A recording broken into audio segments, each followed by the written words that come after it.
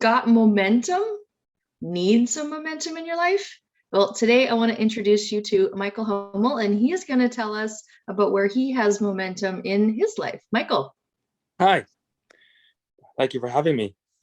How are you? So I'm awesome. Can you share a little bit about who you are to the Uh, audience?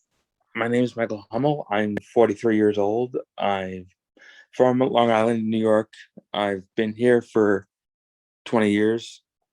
I am a writer. I've been writing since I'm 16, so I've been doing that for a while. I have a degree in communications and media arts. I've had a couple blogs. I had an arts and culture blog for 5 years, and now I have a blog concentrating on disability and disability awareness. My mission is to um, change the way able-bodied people think about, interact with, and perceive disabled people, and just end the stigma and bring the two types of people together. And I'm with you in the Everton Carmichael group, talking about momentum and trying to build movements for whatever our missions are. And I'm trying to make my mission and movement one and the same. Beautiful. So I would imagine that when you talk about your mission, that you probably have quite a bit of momentum there. Like it's probably not hard for you to come up with ways to spread your message. Would you agree?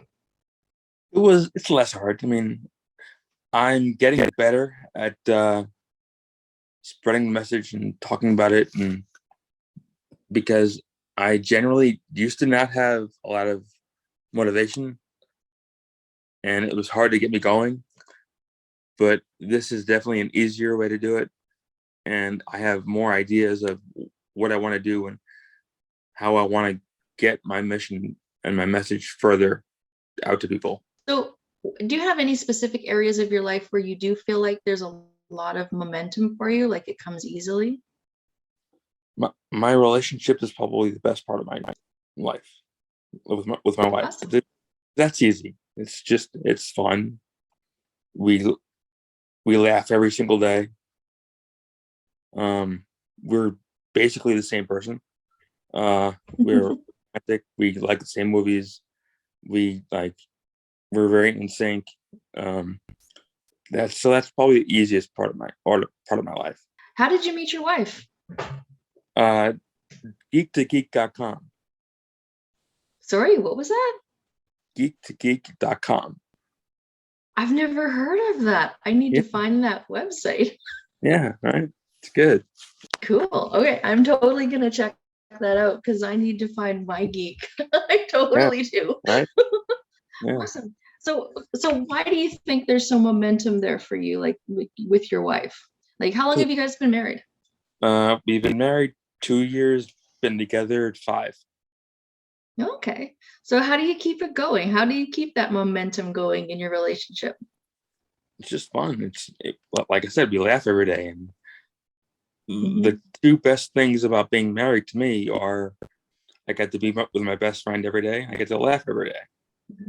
When Beautiful. when it's easy, it's better. I mean, I'm not gonna say we haven't ever argued or we have pissed each other off because we have, but you look past the petty crap. I'd worry if you hadn't.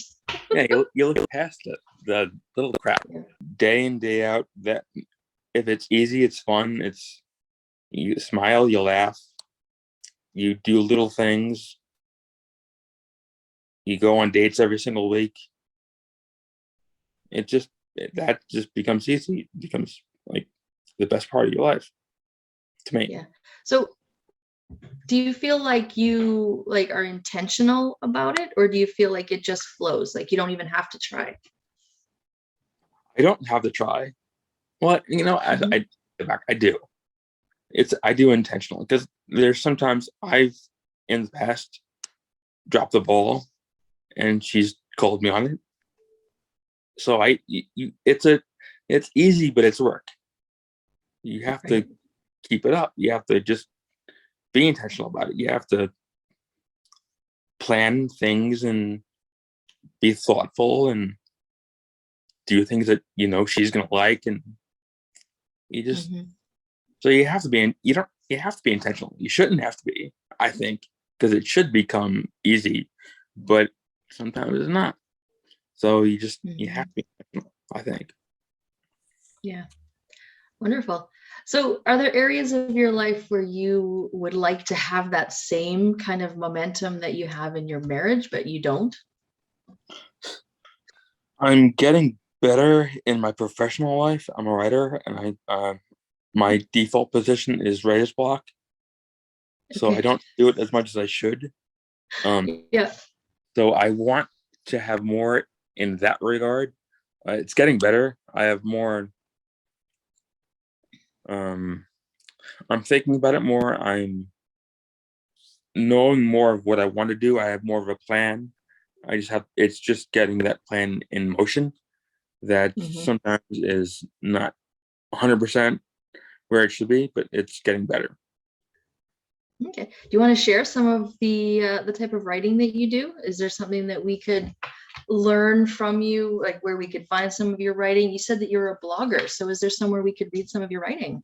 Wheelsandwarriors.com is my blog. It's my Beautiful. Okay. blog and freelance writing website. Awesome. Okay. I will make sure that that link goes into the show notes so people can go and check you out. I'm going to go check you out. I want to read some of your writing now. Thank you. Awesome. So what do you write about? Just different things about my two things in general, things about my life, and just things about disability organizations or people, and their struggles, their journey, what they want, what their missions are. Just basically just helping anyone who's disabled or not disabled to bridge the gap. Basically, that's the goal. Bridging the gap. I like that. So how can we bridge the gap? Since I've got you here, why not get a lesson? So, for what is it that you'd like people to know that they can do to help bridge that gap? But well, I'll tell you this. There's 3 different ways that I get treated by able. Okay. There's Okay. everybody else, which is the way I want to be treated. There's like a damsel in distress who can't do anything for himself, and they like jump at themselves to help me, or I get completely ignored. Okay. That's the one that pisses me off the most. Like, if you want to help, that's fine. But the way I am, if I want to help somebody, I'm going to help everybody. I don't care if you're disabled, old, whatever. Doesn't care. I don't care. So, but ask before you do. Ask, and if I say no, thank you, don't get mad, because a lot of people will get pissy and butt hurt and act like I'm the problem, or they'll just do it. I can't tell you how many times I've been like rolling up a hill or an incline, and somebody will come up from behind me and just start pushing. Oh, wow. Yeah. And the way I am, like, if you don't know me, don't touch me. It's a personal space issue. But so that, and there's a couple times when I've been with my wife where like I'll be at a restaurant or talking to somebody who's customer service, and I'll ask them a question, and they'll actually look at me while I'm asking them the question, and then turn to my wife and answer her like I'm not there. Really? Yeah. Wow. And I can't even imagine. first time that happened, I was like in my late teens. I was with my brother, and my parents bought me a bowling ball, and I didn't have my license yet. So my brother had to take me to the sporting goods store to get the holes drilled. So we go up to the guy. I ask him, where do you get to go to get the holes drilled? He looks at me while I'm asking him the question, and he starts giving my brother directions. And my brother just walked away from him, basically saying, "You're going to my brother or look like an idiot," which is awesome, and I loved. So yeah, so just if you're going to, like you said, bridge the gap, and just if you see someone who's disabled and needs help, and you think needs help, ask them first. And if they say no, don't do it. And just Yeah. other than that, just be kind and be nice, and don't assume that we can't do something, or don't pity us. Right. That's just it. Yeah. Because Well, there's I would want somebody to ask me to help before they just help me as well, right? So that makes sense, right? yeah, if you're gonna help anybody, you should ask anybody if they need help first. Yeah. Yeah. But to me, like, there's no difference really to me between a disabled person or an able-bodied person for the most part. Like, the only difference between me and somebody else is I'm sitting down. That's it. I have a different view. That's it. You get to see everyone's butts. That it's funny you say that, because when I go to church, they have like disabled seating where you're a little higher. There was one concert I went to. I was in the sixth row on the floor. And the way concerts are, when the band goes on, everyone stands up. So Right. I'm sitting there. I knew what was going to happen. Then the band goes on. Everyone's standing up, and I'm looking at like 6 butts in front of me.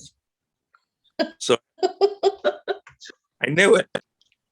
But yeah, that happens a lot. And people intentionally stand in front of me sometimes. Like, Really? I'm going to be looking, Wow. whatever. So yeah, that happens. Wow. Unreal. It's crazy how people just don't think. They Yeah. just don't think. Yeah, So. right.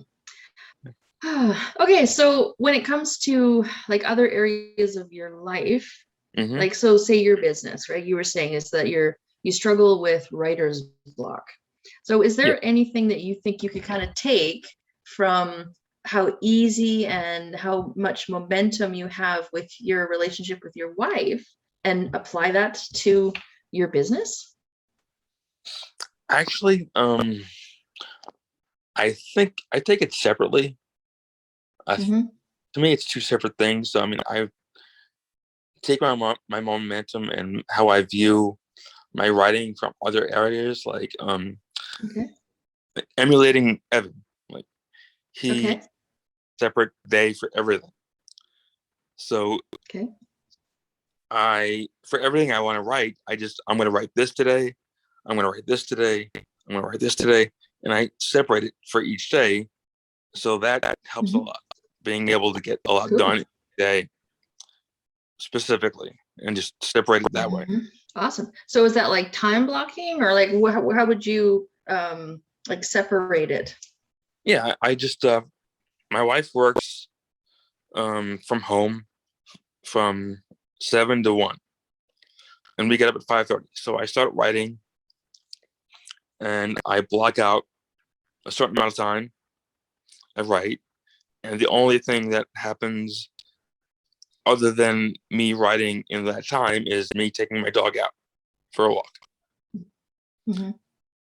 And then I just do that up until she gets off. So I just take a lot of time and I write. And then I break it off. It's like for like 15 to 30 minutes, take my dog out for walks. Because the way she is, she'll want to walk. She'll sit down in front of me and just start staring at me until I take her out. She's got you nailed. She knows how to get your attention.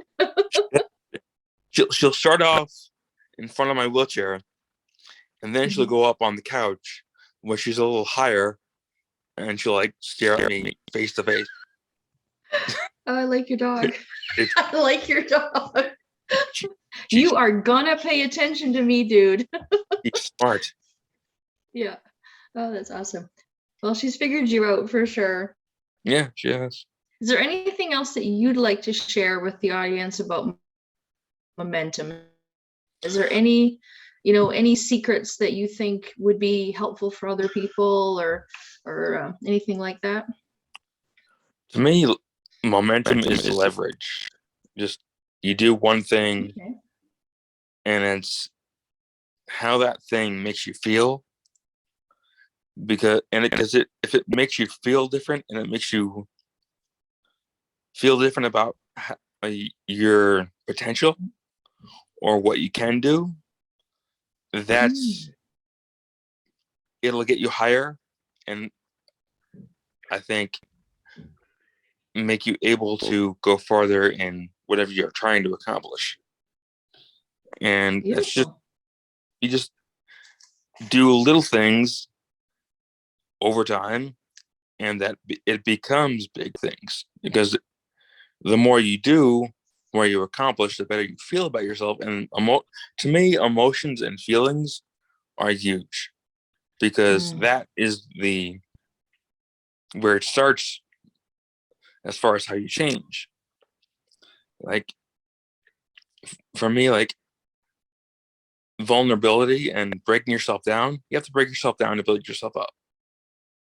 I think you have to look at yourself and become emotional, so that you can let the information in, let yourself ask questions. And what do I have to do today? What do I want to accomplish today? What's most important today? And that'll help you to accomplish what you're set out to do. Oh, I love that. I actually had a lady on my podcast not that long ago, and she was saying something very similar, where she says that she plans her day by how she wants to feel as opposed to what she wants to do. And those feelings tend to drive the actions for her. And that's kind of what I was picking up from you just now, is it's really about deciding what you want at the end and then working from there. Yeah, I love that. Yeah. I didn't think of that. I didn't think of it like that, but yeah, you're right. I mean, Yeah, and it sounds to me like that's what you're doing. Yeah. I have things I want to accomplish, I want to do. So it's for me, it's not just about the feelings. For me, the work has to get done for the feelings to happen. Because the way I am, I don't feel as accomplished, for me, if I don't have a certain set of things that get done. Right. So that makes the work makes you feel, to me. But it's similar, very similar to that. Yeah. Well, it sounds to me like the feeling that you want, though, is accomplishment. That's the feeling that you're striving for, right? And that's what's pulling you. That's what's creating that momentum for you as you set out to decide what you're going to do during the day, right? So yeah, it's true. Yeah, because there's certain things every day I want to get done. So, yeah, that's definitely that. Yeah, because awesome. Yeah. See, I've talked to my wife about like self-love, and like I love her a lot more than I love myself, and I do love myself. Right. It's like it's a lot less. So the work I do, how I want to accomplish things, that raises how I feel about myself, and it raises my accomplishment, like you said, and that just changes everything, changes the game. So you actually have just created a self-love framework, I believe, right? I did, yeah. I'm writing. Yeah. I'm writing an ebook right now, explaining it further, each section. Beautiful. Beautiful. Maybe did you want to share a link to that in this so people can check it out? There's no link yet. The book hasn't been written yet. I only have the picture of like the 8 steps. Okay. We can figure out how we can get that to you. But yeah, I only have the picture of the 8 steps that Zan actually drew up. So when you do get the ebook ready, it may not be like whenever you got it ready, I'm going to drop it in here. I'll come back in and I'll drop it in here. So if you're listening to this in the future, that Good. link will be in this show notes for you. So yeah. Good. Beautiful. All right. Well, I think I think it's really important to, like, I love what you said about, the feeling or that sense of accomplishment that creates that momentum for you when you're planning out your day, your week. For me, it's joy. Joy is my momentum. Anytime that I can feel joy, like this, you and I being able to jump on this call and be able to share, Yeah. parts of who we are with other people, and have a conversation with somebody else who's, driven and on a mission. This Yeah. is my idea of a good time. This brings me joy, right? And so That's I'll do this all day long because, right? Because it pulls me, it excites me, it good. it fills me up. So, and I think that's really an important key for people, is to find that for themselves and let Mhm. it pull them, right? Create that momentum from that feeling that they want in their life, right? Yeah. I connection is a big momentum builder, I think. Yeah. Two different mindsets coming together to build on something Mhm. is huge because each Yeah. person gives the other person ideas. Well, thank you so much for joining in with this with me today. It was, I Sure. mean, first of all, just great to meet you. Yeah. Michael and I are both part of Evan Carmichael's Movement Makers group, and this is what he's encouraging us to get out and just meet other members of the group. And so, it's nice to have, he's creating that momentum for us as well, because, had he not suggested that, this probably wouldn't have happened. Yeah. And it's been happening with other members of the group as well. We've been encouraged to connect. And Yeah. it's, wherever you can find that momentum in your life, that thing that just kind of lights that fire and Mhm. gets you moving, Yeah. pump it, take every opportunity that you can, Exactly. to create that, right, yeah, that spark in your life, and to meet other amazing people like you and I are getting to do right now, right? Yeah. I've been enjoying all the conversations I've been having with everyone. Yeah, it's an amazing group of people, feeling very blessed to be a part of it for sure. Well, thank you again for jumping on with me, and I know for a fact that we will be talking again soon. So Yeah. Cool.